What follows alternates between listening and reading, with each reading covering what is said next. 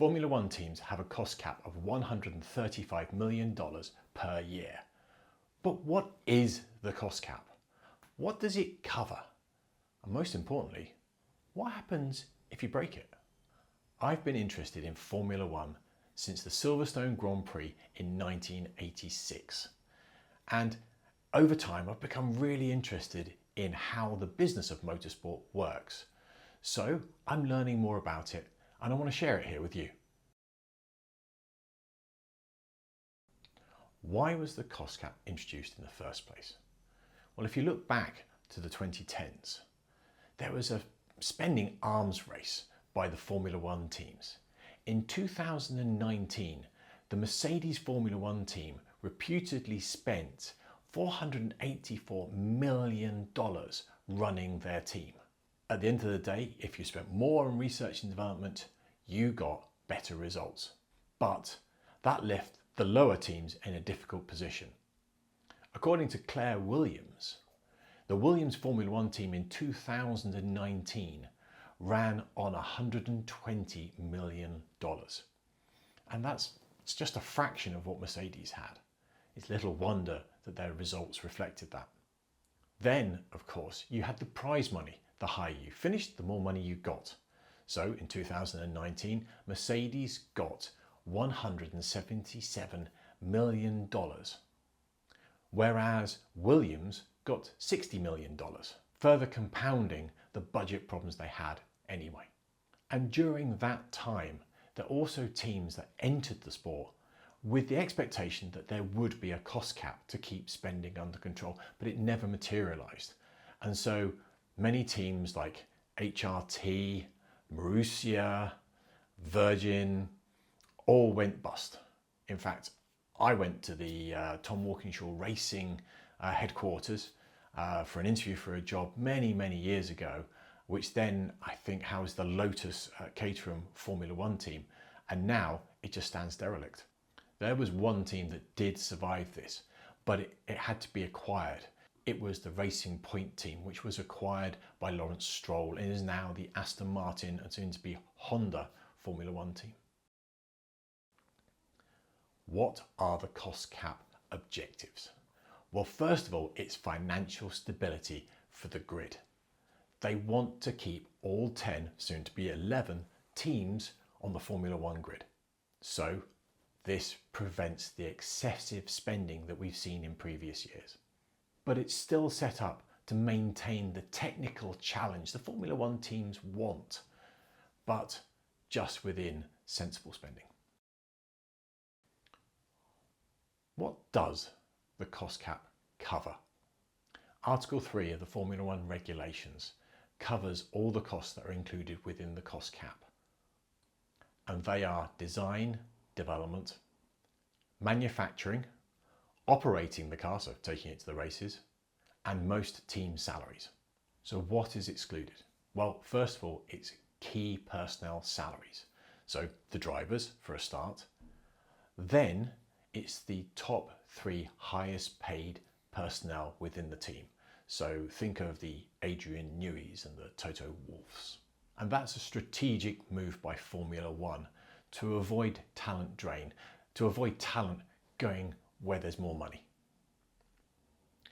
Engine costs, those are excluded as well. They have their own separate cost cap. And then there are the indirect admin costs, so such as marketing, legal expenses, property costs, that sort of thing. But you can't forget that there also has to be investment made in the infrastructure of the team, and that's called capital expenditure. And there is a limit set for that.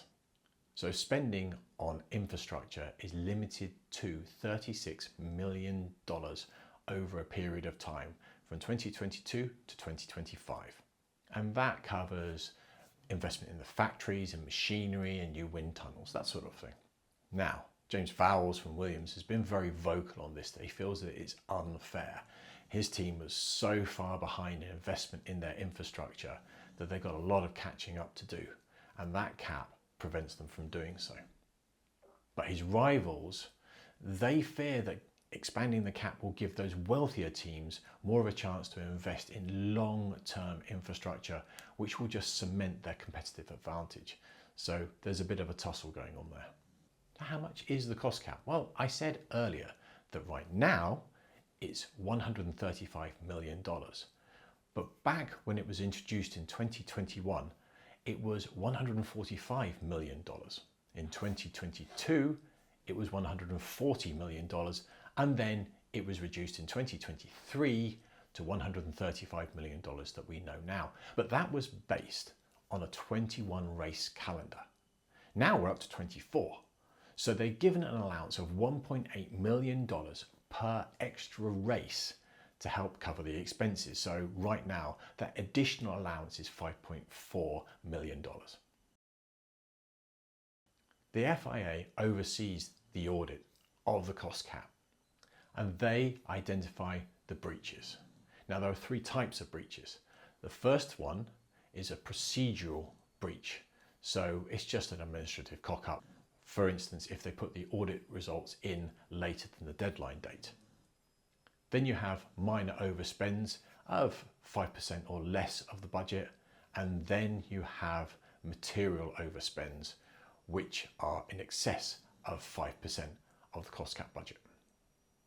There have been a few breaches, but the most famous one is back in 2021 by the Red Bull team, who overspent by $2.3 million. But this related to a tax credit.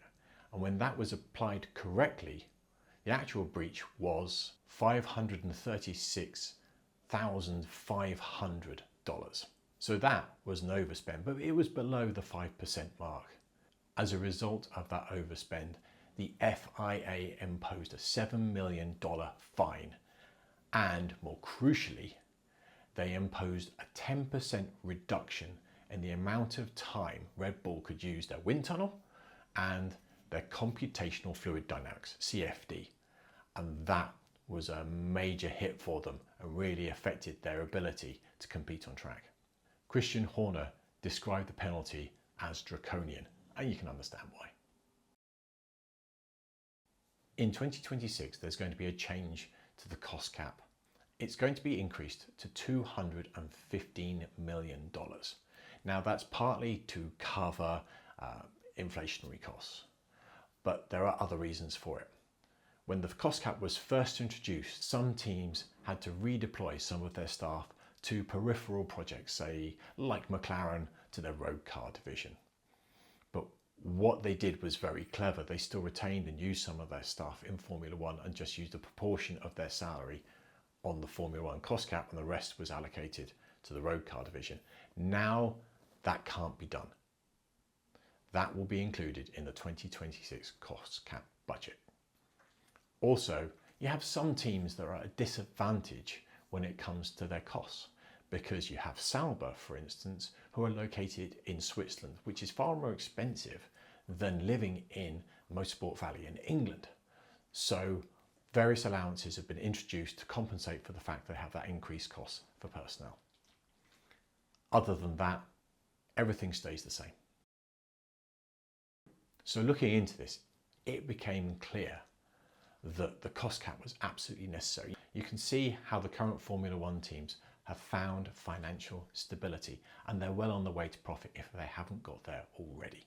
And it's so good to see it in place, because watching those teams back in the 2010s failing because they couldn't keep up with the spending, it was really sad. It was such a shame.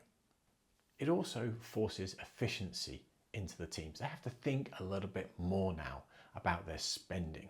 Whereas before they could just throw money at it if they had the money. Now, every penny counts.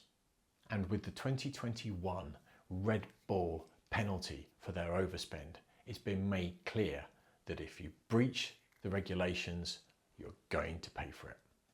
It's great that the FIA and Formula One have brought this in. Now we're seeing teams become profitable, and we're seeing new teams entering because they can see it's a sensible business proposition. Thanks for your time, and thanks for watching through my entire video. I hope you enjoy learning about the business side of Formula One as much as I'm enjoying it. If you want to learn more about it, subscribe to my channel and give this video a like. It really helps. Thank you.